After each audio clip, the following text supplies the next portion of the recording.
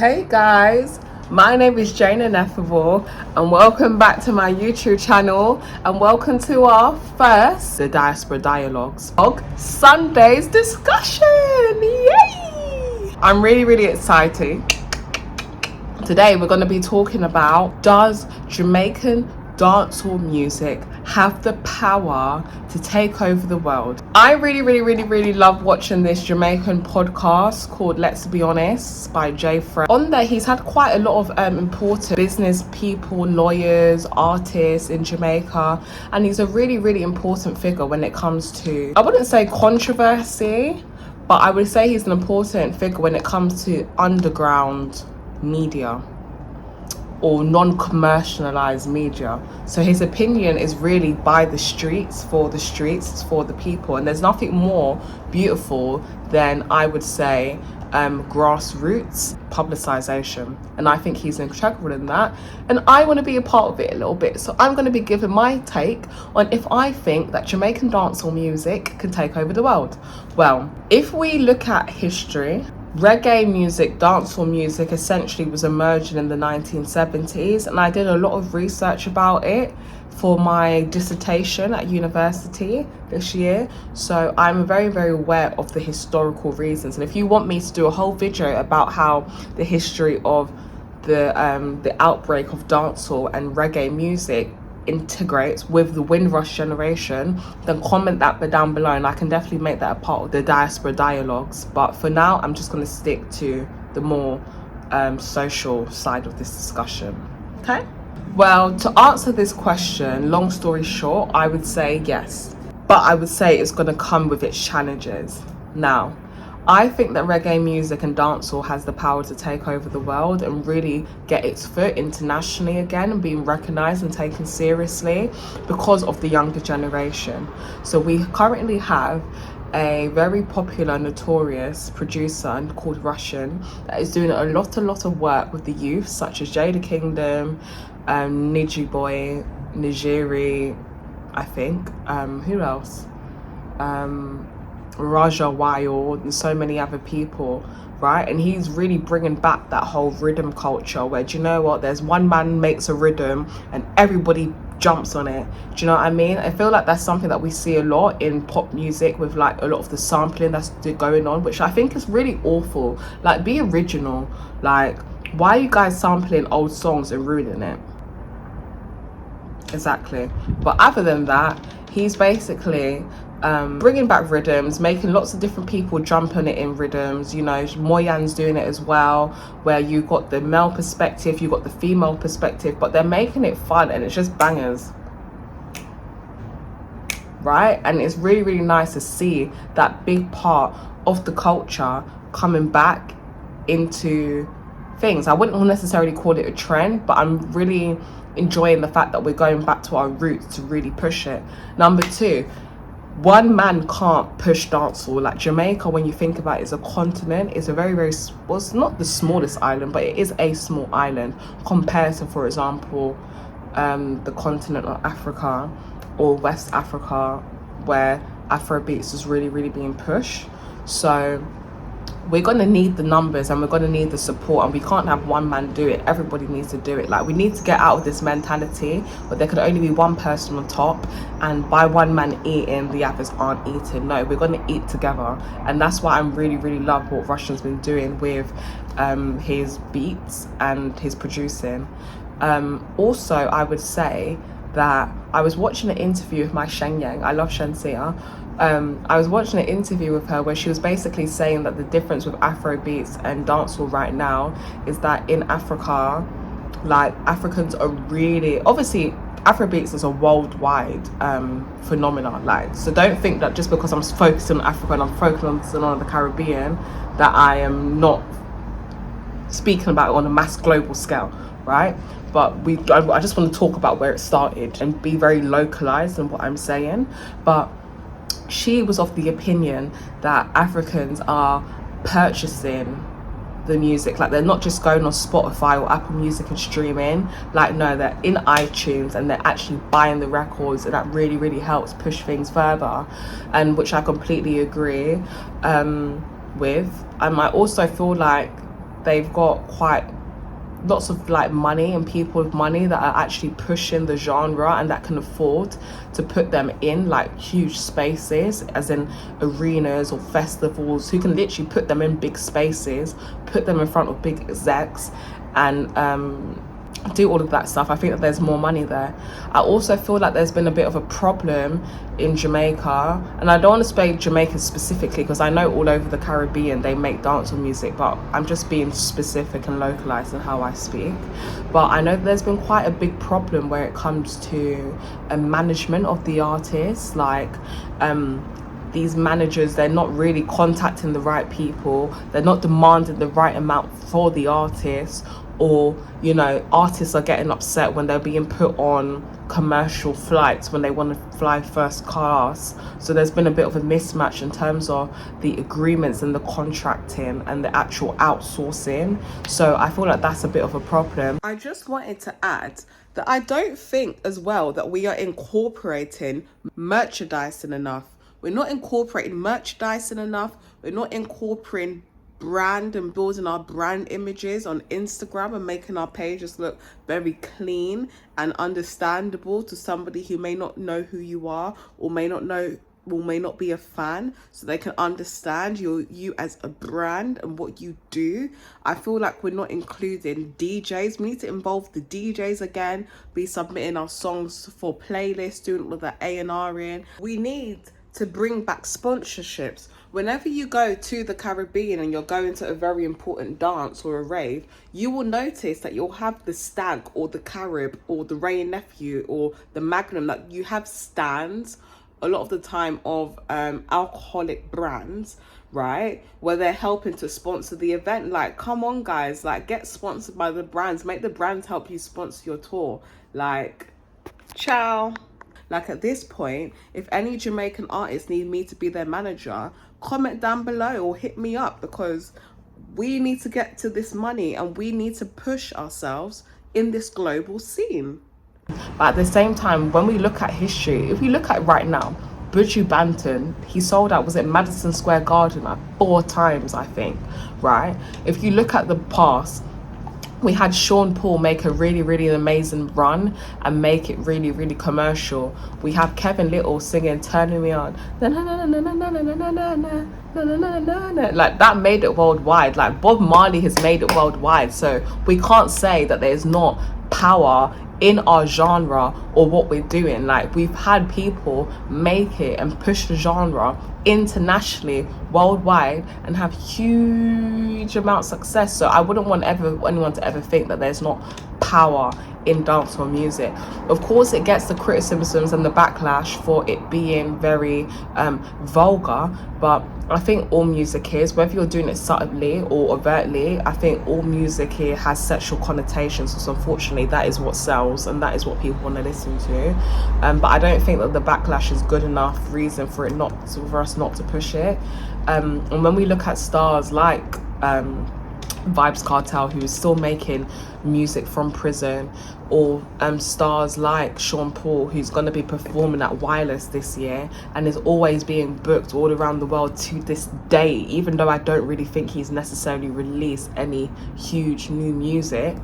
The last thing I heard from him was Dumpling, the remix with Spice and all of that. Like, we've got Spice and Love and Hip Hop. Like, we are doing it and we are doing it well, and it will happen and it can happen. But I think that the issue comes down to the level of support and the level of management. Because another important thing to remember is when there was Vybz Kartel running like dancehall when he was out back in the day, right? And he's still running it, but I'm just saying, you had Gali and Gaza. It was Mavado and Vybz Kartel. It wasn't one or the other. There was choice, there was option, and there was range between what they were both doing. And when they decided to end everything at Sting, right, that was huge for PR. Like, that was huge for Jamaica. So just remember that we can do it together, even if we're in opposition, but we don't need to be in opposition.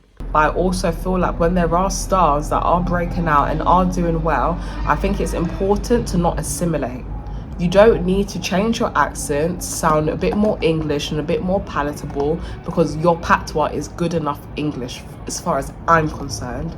And I just think it's a really huge debate that's going on right now within the Caribbean, but I think it's got huge potential. What I would love is to see some more reggae music as well, because I feel like we're all just living off of the reggae music that came out like 40 years ago. I know personally that Gregory Isaacs is my favourite artist, but I would say that dancehall does have the power to make it big, but I feel like it has to be a mass support movement with the people, with the whole of the Caribbean. We've got enough numbers. I think we need to do some more collaborations with Afrobeat artists and more collaborations with Latin American artists, so that we're really pushing it through the diaspora that we have worldwide. Even more collaborations probably with even Indian artists would probably really cool. And I think that we just need better management, and I feel like we need loads of everybody to push it at once, like everybody. I think the sad thing about dancehall right now is how it's become very interwoven now with violence. So I feel like the criticism's actually moved from the sexual connotations and it's actually gone towards the violence that is being portrayed, because there are real problems in some Caribbean islands when it comes to murder and gang violence or gender-based violence, which is disproportionate. It doesn't disproportionately affect women because there are more men dying than women, but it's disproportionate in that, oh, I don't even know how to say it, but it's basically causing people to encouraging certain perceptions of women, causing probably not respect women enough to respect their consent, to respect their boundaries, to respect just the fact that they're women and their nature as women. So it's caused a disproportionate violence where maybe within like domestic violence it's affecting women more, is what I'm trying to say. And it's also like, at what extent are we going to lose our authenticity and lose our roots in the perception of becoming commercialized? For example, Shenseea had received so much backlash, which I'm not gonna lie, I do agree with a little bit, where she was being criticized for not really making dancehall music anymore, wanting to venture out into lots of other genres as an artist, which I think is valid as an artist. She is an artist, so she does need to explore. But I feel like in exploring, like giving up your accent or sounding really English or very American when you're speaking, like we're losing the patois twang, I don't think is really the way to do it. Because Rihanna, to this day, a huge global success out of the Caribbean. No, she was not making dancehall music, she was doing pop, but Rihanna had she Bayesian accent, and Rihanna still talks in her Bayesian accent. Like, there's nothing about her that has decided to assimilate just for success, and that is why Rihanna is still standing. Like, we don't need to compromise our roots to get success. Yes, we are lovers of all types of genres, do you know what I mean? From ska to mento to grime to calypso to dancehall to pop. Like, even we love a bit of Ed Sheeran, like, and baby I will be loving you till we're 17. If you've heard the reggae version of that, like, we are lovers of music, but we are lovers of good music and we recognize good music. And I think like compromising our accents and who we are and our style just for commercialized success, I don't think that's the way to go, because it doesn't sound that great. No disrespect. And again, I think that we need to really just be solidifying our global presence when it comes to our performances, when it comes to our tours, when it comes to our festivals. And I think that we need to be demanding the right amount of money, because it sells. And I was so mad when I went to Wireless, like I think in 2021, and they had Shenseea on the side stage. Like, I couldn't even see her properly.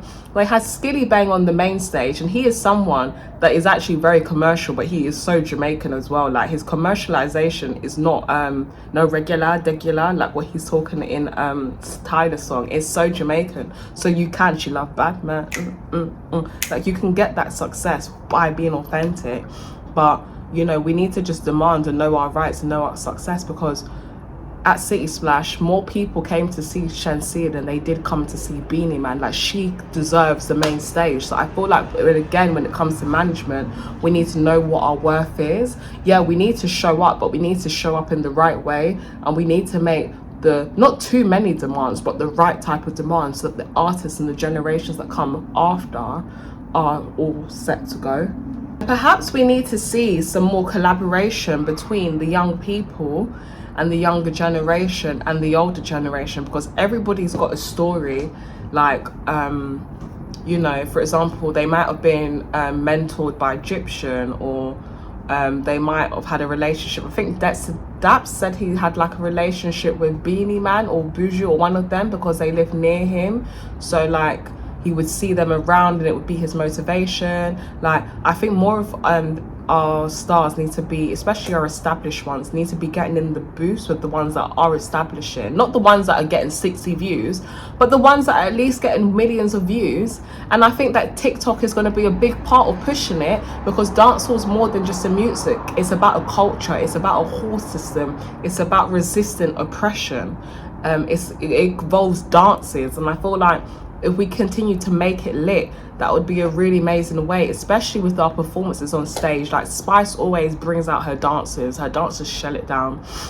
She always gets women on the stages, but I feel like we need to have a really good way of encompassing not only women but also men, and we need to be doing more than dancing. Like, we need to be like, the fact that Beyonce was riding on a horse in her Renaissance tour, like, that's insane. We need to get it popping, guys. We need to get our performances popping, so that people know that we are worthwhile and that we do bring in a crowd and we deserve the main stage. Do you know what I mean? Because the music is there and the talent is there. I just think it's more so about the management and the support, but also the authenticity. Real recognize real, and if the artists keep it real, then the people can keep it real with them and support them. Do you know what I mean? Like, remember how you broke out in the first place. Like, you started from the ground up, so don't forget the ground, don't forget the core. And yeah, I think that we've got we can do it. I think dancehall can make another really successful run. I think that it can save the state of the music industry right now, because in my opinion, all of the music is absolutely awful. I'm not hearing anything new, I'm not hearing anything original, and I feel like the things that I'm growing to like are low-key being force-fed on me through TikTok, and just hearing like the stupid songs like everywhere we go. So yeah, let's have it dancehall. We can do it. And if you like this video, don't forget to subscribe, and I look forward to discussing our Diaspora Dialogues next week. And comment down below if you agree, if you disagree, but also anything else you want to see regarding this content. Bye.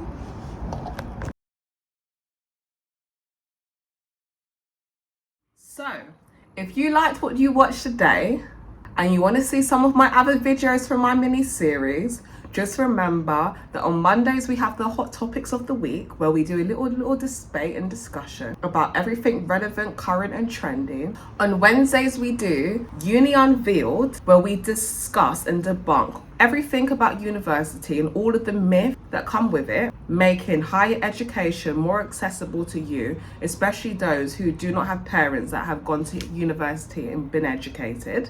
On Fridays, we discuss our Teen Life series, where we focus on your personal development as adolescents and young people, navigating your friendship, work life, corporate, retail, first jobs, relationships, all of that jazz, to provide you with the skills and the motivation that you need to possess introspection and self-appreciation and high self-esteem. And finally, on Sundays, we have our Diaspora Dialogues, where we discuss and celebrate the richness of the Black culture, the Black diaspora across the globe, UK life, UK culture, and some of the tribulations that come with it. So if you're interested in all of that, you know what days to come back to this channel: on Monday, Wednesday, Friday and Sunday. And make sure you like, comment and subscribe. And if I said anything that was interesting to you, please leave a comment below. I always reply, and you'll find that a lot of people also will start replying to you, and you will get the debates going, okay?